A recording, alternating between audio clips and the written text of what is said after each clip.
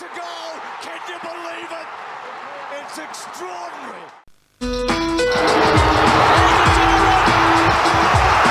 fairy tale complete!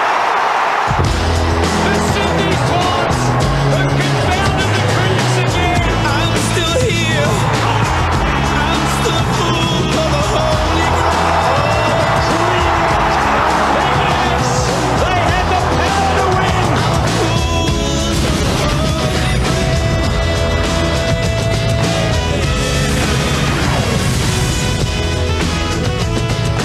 Good evening and welcome to a special edition of the fifth quarter, the semi-final showdown edition from Amy Stadium. And what a game, a little disappointing obviously from a Port Adelaide perspective. And no, Andy Marr has not been sacked, but gee, he's been lost. We've got some able replacements though on the panel tonight for our special fifth quarter edition. A very good evening to Malcolm Blythe, of course, dual premiership coach of the Adelaide Crows. Good evening to you, Malcolm. Hi, Michael. And to the Adelaide Advertiser's chief football writer, Michelangelo Rucci. The dream became a nightmare, didn't it? We'll talk to you more about that in a moment. And a special welcome to dual premiership player with the Crows, a very happy Sean Wren. How are you, Sean? It's great to tip a winner, isn't it? It certainly is. It certainly is. Well, let's have a close look at the scores. And it was an absolute drubbing. The first half was reasonably competitive. The Crows won the first quarter by 9 points. The power hit back. We'll talk about the incident involving Pickett and Rhett Biglands in a moment. But the third quarter, 8 goals to 1 goal. So they won it by 44 points, the Crows. It was an outstanding quarter of footy. And, well, the final quarter was just some icing on the cake for Adelaide. The goal kickers, Welsh 4, Goodwin, Perry 3, McGregor kicked a couple, and just all singles for Port Adelaide. And it's a disappointing performance. Let's get down to Andy Marr. We've found him. He is there. Andy, come in. You're with Warren Treadray. We are indeed, Chris O, and it's, as I'm sure you can imagine, it's not a terribly happy place down here at the moment. It's really good of you to do this. How are you feeling? Oh, I'm wrapped, obviously. Yeah, we weren't good enough today. Our last, can talk about our form so far this year, and the first half of the year was disappointing. We really didn't give in, and today we kept fighting it out, but the Crows are too good for us. Felt like there was real momentum generated by you blokes coming in, and what was it about them that managed to stifle that and then sort of finish all over the top of you? You sit down and we're probably 40 minutes after the game's finished, so it's you need to sit back and have a look at it. But the first half we knew their midfield was very strong. I thought we really fought it out, and the first half I think we went down a goal down. So to come out after half time the way we played was really disappointing. We shouldn't cop that. Our supporters shouldn't cop that, but at the end of it, we just weren't good enough. We consider and you make all excuses they want, but Adelaide played the better, more direct, clear cut. I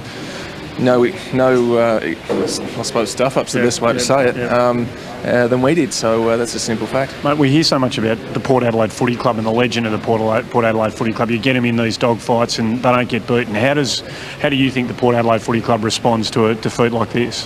I think there's only one way. You got to do it. You got to get back on the horse. It's probably 6 months till we get the opportunity again. But the boys go away from this. You just don't wipe it. We'll have our meetings throughout the week. You got to cop what you did well and what you didn't do well, and there'll be a lot of negative. The media's going to have a go at us. Obviously being the best team last year, it proved that we're probably far from that this year. Our best footy was good enough, but overall we didn't serve it up enough.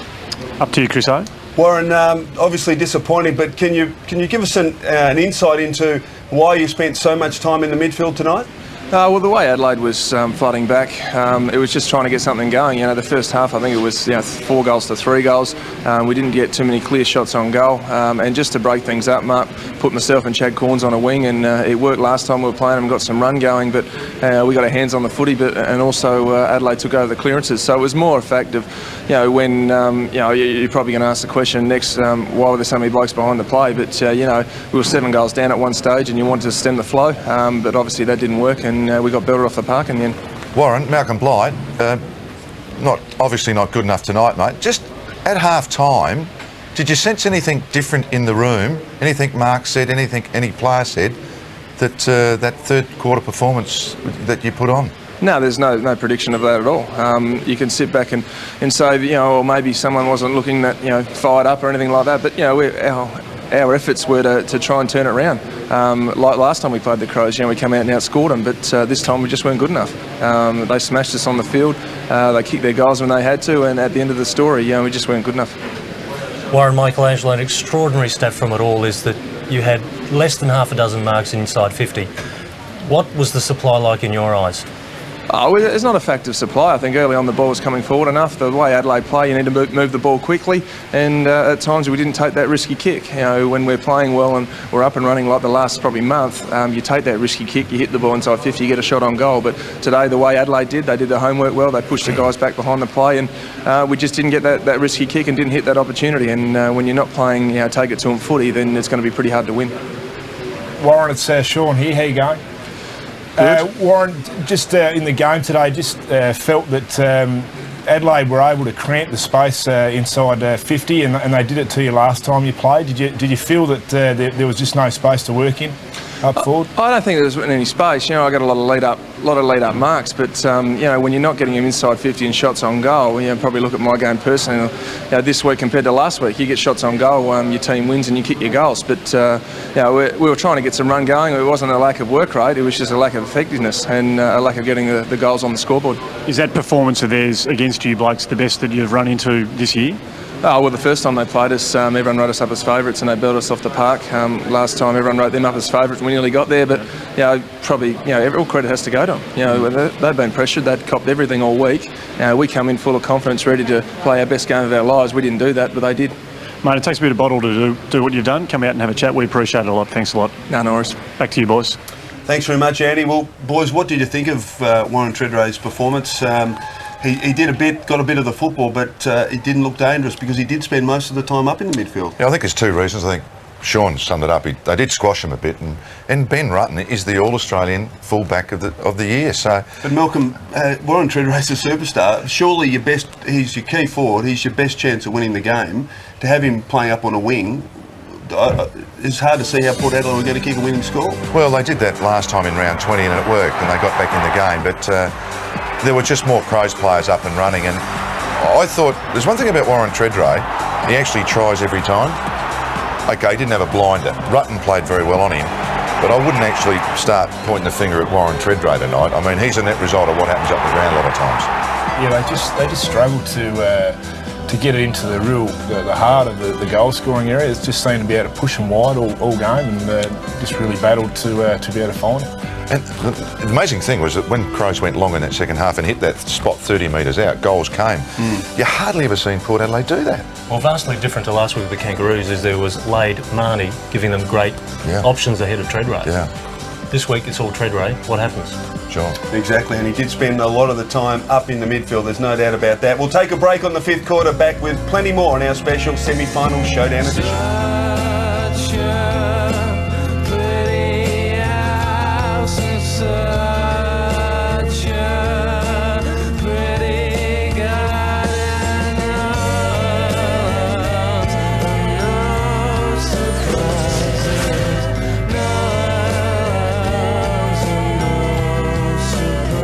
Duke of Hazzard, Johnny Knoxville. Rove Live, 9:30 Tuesday. Something every girl should know. And the Adelaide fans appreciating their heroes. Andrew McLeod there in the centre. What a performance. And the Adelaide fans, I'm sure, would have been absolutely wrapped with their Science performance. It was an emphatic 83-point destruction of Port Adelaide tonight. Well, boys, the third quarter is where it all happened for the Adelaide Crows, but I just want to go back to the latter stages of the second quarter, an incident involving Byron Pickett and Rhett Biglan's. Biglan's taken off on a stretcher. And just for the balance of the quarter, Port seized control. Did you have the same thought? Yeah, absolutely, yeah. But Sean and I sitting and watching it, they really took control, didn't they, Sean? Yeah. And you just wondered whether the break was actually good for Port on hindsight. Does it make up 83 points? Probably not. But here we see some highlights. And well, this is the third quarter. Yeah. This is where it was 8 goals to a goal, and the long, direct style of play that Adelaide were able to adopt in this period was the thing that won them the match. That was the only goal of the quarter to Port Adelaide from Gavin Wanganeen. There's another goal from a midfielder. 7 goals, Michelangelo, the Crows midfield kick. Well, as much as you're saying that into that second quarter, Port Adelaide had control of the play, what were they achieving for it? And that probably comes down to the bottom line of this game is, for as much as they had every statistical advantage at half-time, the scoreboard said they were behind. Sure. And Mark Rashudo really lifted up the tempo in that third quarter, didn't he? Yeah, and it was a party time in the end. And one of the tragedies of football seems to me now, this is 3 finals that we've seen. Once it's over, the other team seems to pack up and go home, and it's just you'd actually like to see them fight it out a bit just for some pride. And I don't know where this has come from. It's certainly something that happened of recent times. If you can't win it, well, what's the point? And Nathan Bock, he was outstanding as well across half-back. And you mentioned that walk, Malcolm. You've done that a few times. It's a great walk. You saw Port Adelaide last year, that tight group, and they were really happy. I mean, that was a pretty tight Crows group, weren't there? The spirit's good in the club, Sean, isn't it? Yeah, he's just he'd be really happy, Neil. He'd be a tired man. I don't reckon he would have got much sleep before this week. There was a lot of pressure, and there's a huge amount riding on this game, and they've come through. And they're going to be a much better team for what they did tonight. I believe. Significantly, no injury. Yeah. Confidence well up. They go to Perth where they've won before. Yeah. And know what's required to win there. I think their premiership stocks are suddenly looking very, very rosy. Premiership stocks, Michelangelo. Gee, we like that from a Port supporter too. We've got to take a break in the 5th quarter. Back with plenty more in a moment.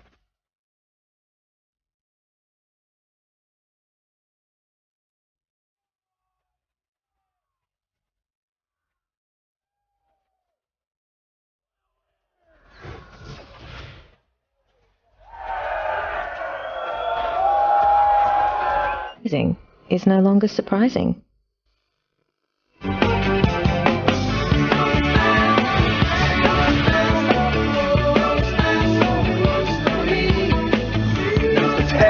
The literal tagging job there of Kane Corns on Mark Rashudo, and didn't give him much room, did he? No, I thought it was an interesting matchup because Craigie could put him up forward and Rashudo could still be dangerous, and Kane Corns has been their best on-baller for the last 5 or 6 weeks on the whole, so I thought it was a bit unusual for that to happen. Well, let's talk about Port Adelaide, and Chad Corns was arguably their best player tonight, 25 possessions and 8 marks, and he worked very, very hard.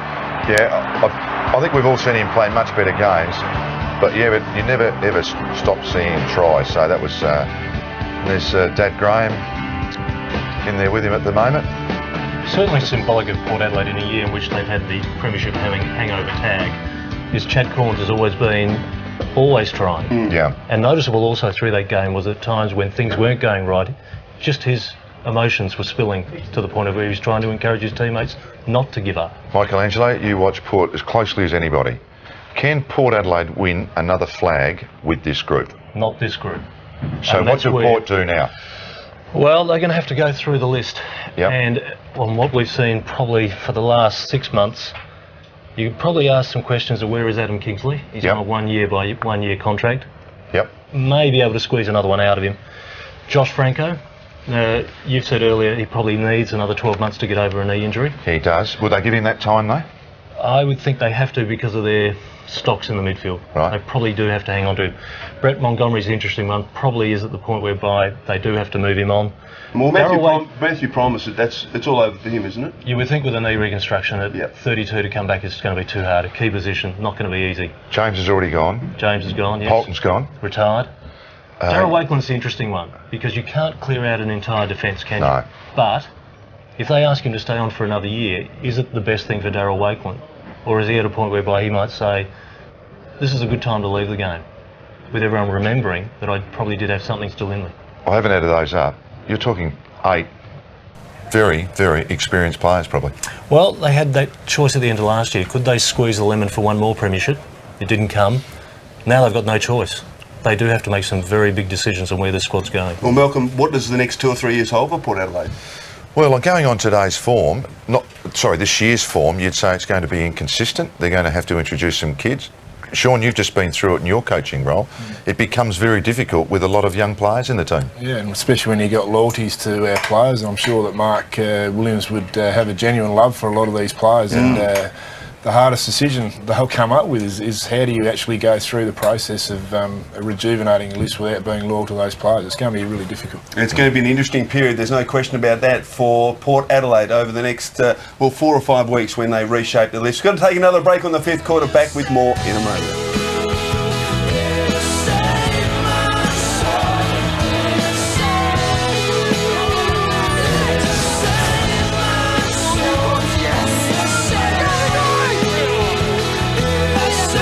Show up anywhere else.